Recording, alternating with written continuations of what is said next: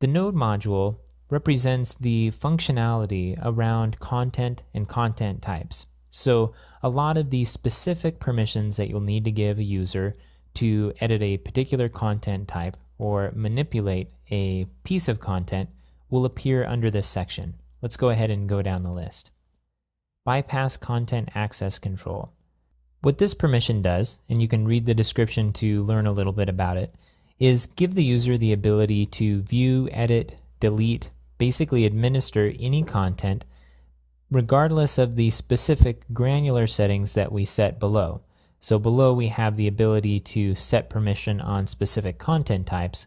What this says is that even if we restrict access to certain content types, they'll still be able to work with it to edit, delete, and add content of that content type if they have this permission. We want to set more granular permissions for the guides, so let's skip this one. Administer content types allows the user to add new fields to a content type or remove fields, or add new content types or delete content types. That's a pretty strong permission, and you see below that there's a warning. It says give to trusted roles only. This permission has security implications. We also see this warning here, and then under administer content as well. And you'll see this warning underneath fairly broad permissions that give a lot of control to the user. So keep an eye out for this.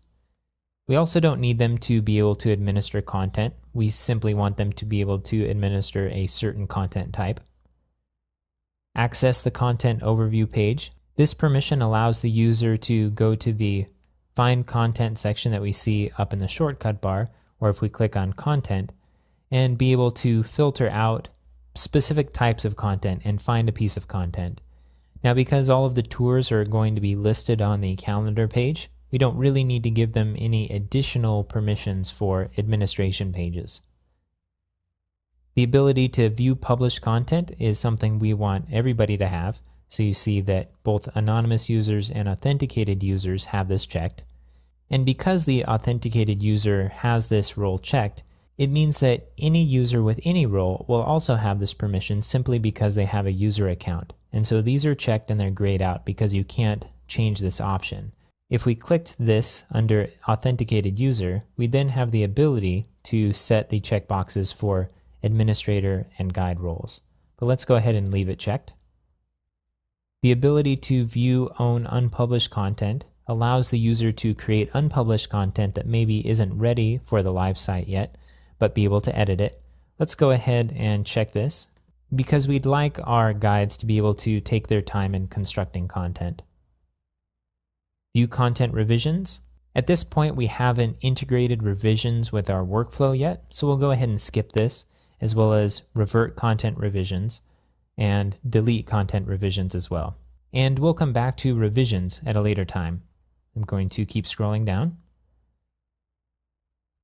So now you see we have groups of permissions that are grouped together by content type. So we have our article content type, which was part of Drupal when we installed it.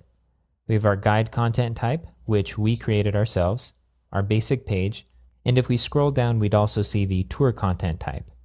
Under each one of these, there are the same permissions: create new content, edit own content, edit any content, delete own content, and delete any content.